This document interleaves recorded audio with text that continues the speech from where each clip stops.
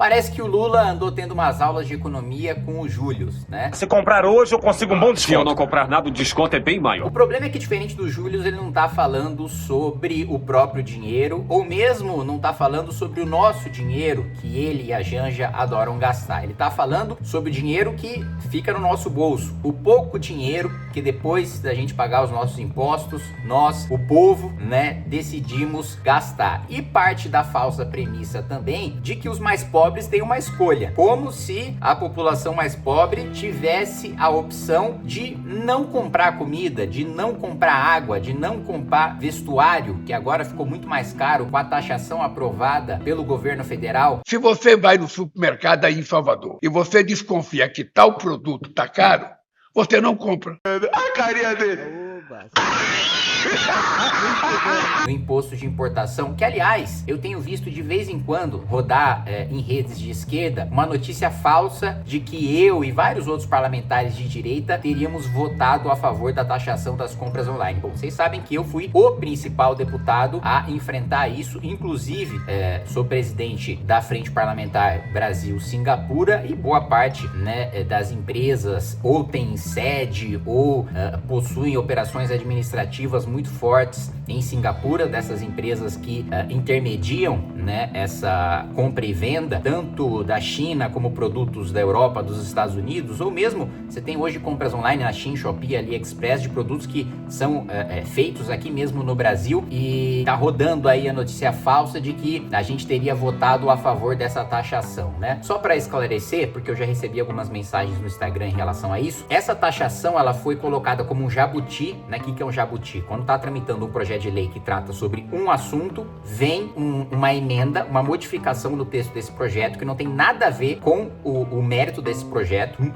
traz uma alteração e é aprovado mesmo sem ter relação com o projeto. No caso, né, a gente estava votando o programa Mover, incentivos para a indústria automobilística no Brasil, né? O processo legislativo, simplificando para vocês, é o seguinte, né? É aprovado na Câmara dos Deputados, depois vai ao Senado. Se o Senado modifica alguma coisa, volta para a Câmara avaliar as modificações que foram feitas para o Senado. A Câmara não vota de novo o mesmo texto. A Câmara só diz sim ou não aquilo que o Senado modificou. E o que aconteceu? Eu, assim como vários outros deputados de direita, né, nós votamos contra a taxação de compras online, contra o projeto Mover de maneira geral, né, na Câmara dos Deputados. Mas o projeto, com o texto da taxação, foi aprovado e foi ao Senado. O Senado, né, aprovou a taxação e promoveu modificações no programa Mover. Como a taxação já tinha sido aprovada na Câmara e já tinha sido aprovada no Senado, o que voltou para a Câmara dos Deputados não foi a taxação, porque só volta o que o Senado muda. O que é votado nas duas casas está decidido. Se tem consenso, não tem por que votar de novo. Volta, né,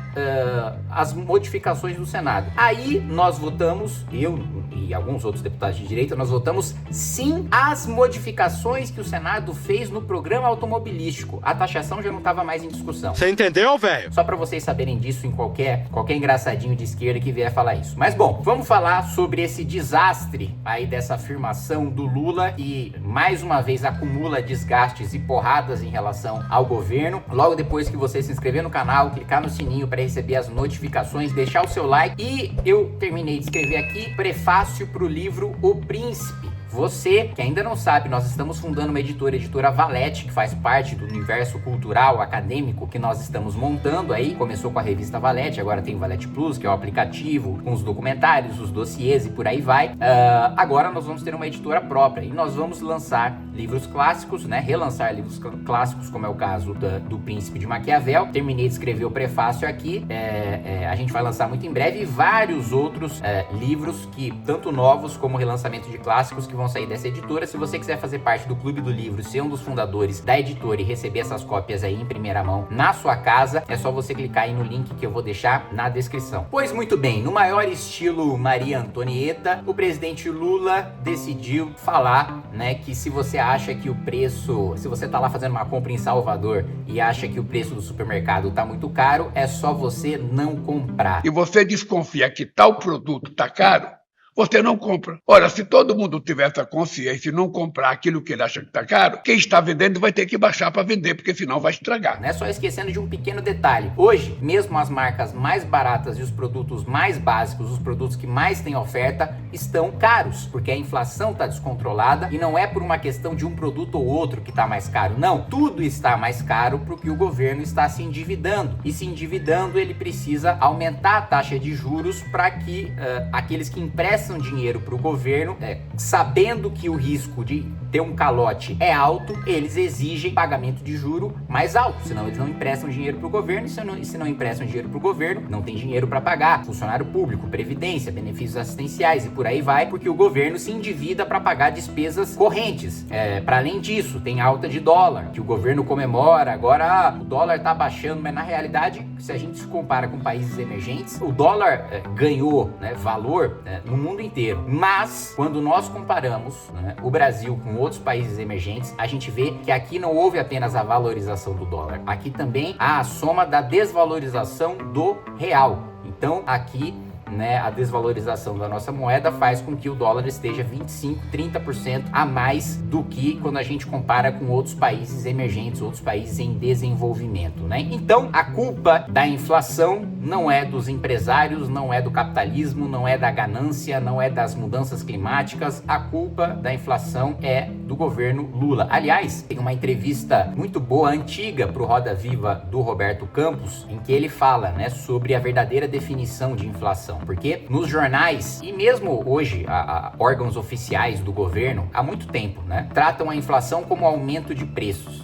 E o índice de inflação que a gente conhece, IPCA, INPC, eles calculam aumento de preço. Mas inflação não é aumento de preço. Inflação é consequência de expansão da oferta monetária, ou seja, quando o governo imprime mais dinheiro, tem mais dinheiro circulando no mercado. O dinheiro é um produto, como outro qualquer, entre aspas, como outro qualquer, Óbvio que ele tem as suas peculiaridades, mas o que eu quero dizer é, como outro produto, quanto maior é a oferta, quanto mais tem o produto no mercado, então quanto mais tem abóboras no mercado, menos as abóboras vão valer, porque tem mais abóbora. Da mesma maneira, quanto mais dinheiro, quanto mais papel moeda, quanto mais real tiver no mercado, menos o real vale. Se o real vale menos, tudo tá mais caro, porque é o real que nós utilizamos para comprar os produtos. Pois muito bem, essa definição de inflação que é crucial, e o Roberto Campos explica nessa entrevista dele, que é uma diferença fundamental, primeiro, pelo próprio conceito, para você saber que não é o aumento de preço, mas sim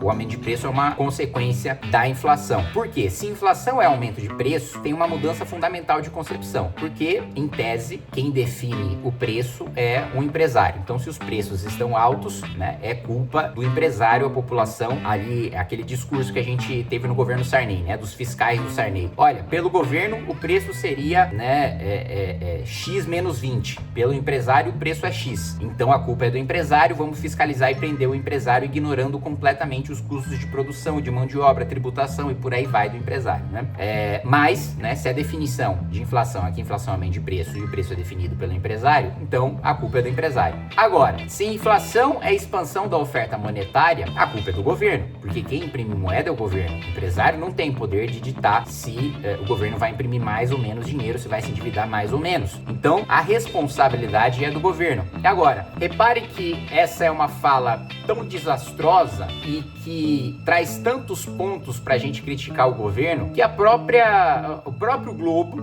do Grupo Globo de Comunicação, faz um editorial para falar um dos aspectos, em que o Lula ignora, o conselho que ele dá para a população quando o governo dele está tratando de dinheiro público. Então vamos lá. Editorial, veja só, editorial é a opinião oficial do jornal. Déficit recorde das estatais mostra que privatizar é urgente. Como previsto, as estatais federais fecharam 2024 com déficit recorde de 6,7 bilhões, o maior em 23 anos. Pior do que a pandemia, pior do que o governo Dilma, e vamos lembrar que a crise econômica do governo Dilma foi a pior da história do nosso país, inclusive superando a pandemia, Agora, claro que a gente também precisa falar sobre a hipocrisia do Lula quando ele vai gastar o nosso dinheiro, porque na hora de gastar o nosso dinheiro, ele não se preocupa se o produto tá caro, se o serviço tá caro ou não. Sobre Lula, gasto anual com diárias e passagens é o maior em 10 anos. O gasto da União com diárias e passagens atingiu 3,58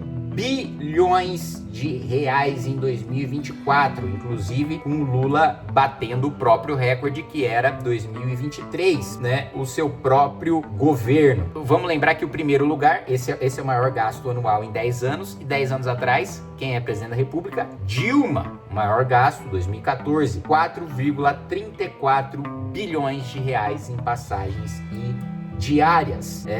Outro ponto fundamental: Lula culpa Banco Central pela alta dos preços e pede pro povo ajudar. Nós tivemos aumento do dólar porque a gente teve um Banco Central totalmente irresponsável que deixou uma arapuca que a gente não pode desmontar de uma hora para outra. Eu não posso fazer congelamento de preço, eu não posso colocar fiscal em fazenda para ver se o gado tá guardado ou não. Ou seja, ele quer insinuar que a culpa da alta do preço da carne é porque o pecuarista tá guardando boi. Assim, primeiro que é de uma ignorância em relação, olha que eu não sou nenhum profundo entendedor do assunto, mas uma ignorância em relação a achar que o boi é, sei lá, é um saco de milho que o pecuarista consegue deixar o boi lá e abater quando ele quiser, né? Que é pela conveniência dele, e que não existe uma questão de engorda, não existe uma questão de qualidade de carne, não existe uma questão do próprio apodrecimento do produto, não. Ele mantém lá o boi infinitamente no pasto e mata quando ele quiser. Quando vier um governo de direita, aí sim o preço da carne vai baixar, porque os pecuaristas vão fazer uma parceria entre si e vão matar todos os bois que eles estocaram durante o governo Lula, né? É isso que tá na cabeça dele. E o engraçado também, né? Na época do Roberto Campos Neto, né, ex-presidente do Banco Central, o Banco Central era o demônio na terra, era o grande responsável pela alta dos preços, dólar, juro, inflação. Agora é o Galípolo. Fala, mas que arapuca que o Roberto Campos Neto montou, se em todas as votações do Copom, o Galípolo, atual presidente do Banco Central, indicado por Lula, e todos os diretores do Banco Central que foram indicados pelo Lula, votaram junto com o Roberto Campos Neto. Então quer dizer que os seus indicados ajudaram a fazer essa arapuca? Lula, né? E agora o próprio Galípolo, com a maioria de indicados do Lula, votou. Na primeira reunião do Copom, nós tivemos duas coisas, né? Primeiro, aumento na taxa de juros. Ele tem o poder agora. Se ele quisesse, ele não aumentava. Se ele quisesse, ele diminuía. Ele pode fazer o que bem entender. Pode ser irresponsável, pode ter impacto desastroso na economia, mas ele podia fazer, seguindo o discurso do governo, é só baixar a taxa de juros que o Banco Central tira a taxa de juros da cabeça, né? Não tem nada a ver com o nível de endividamento do governo ou com a curva da dívida. É da cabeça do presidente do Banco Central e dos diretores do Banco Central. Então, por que não fez? Né? Agora não, temos que ver, vai ser no tempo da política, é no tempo que dá, eu confio no Galípolo. Tá? Continua a mesma coisa da época do Roberto Campos Neto, mas agora o discurso é de que não, nós vamos entender o tempo do presidente do Banco Central, aí a conjuntura econômica, né? Agora precisa pensar em conjuntura econômica, né? E para fechar, meus amigos, Fernando Haddad, né, mandando o plano sobre reforma do imposto de renda, com a promessa, né, de que o governo vai isentar até R$5.000, mas a compensação vai vir com novas tributações, é óbvio. Qual seria o correto? Corrigir a tabela do imposto de renda, como de fato não é corrigida nem pela inflação há muito tempo, ou seja, houve aumento real de imposto, apesar de não ter aumento nominal na alíquota, houve aumento real porque o seu salário foi comido pela inflação e você continuou pagando o mesmo imposto na mesma faixa. Então, houve aumento real de tributação. Mas fazer a compensação não no aspecto da receita, mas no aspecto do gasto. Corta passagem diária, corta super salário de juiz e promotor, corta privilégio tributário de grande empresário, aí sim corta emenda parlamentar, isso que tinha que ser feito. Mas não, o governo vai fazer o quê? Vai mandar um novo imposto, quem sabe até arrecadar mais do que arrecada hoje, sem ter a isenção, né, até R$5.000. Bom, vamos ver. É isso, gente. Um abraço, até mais.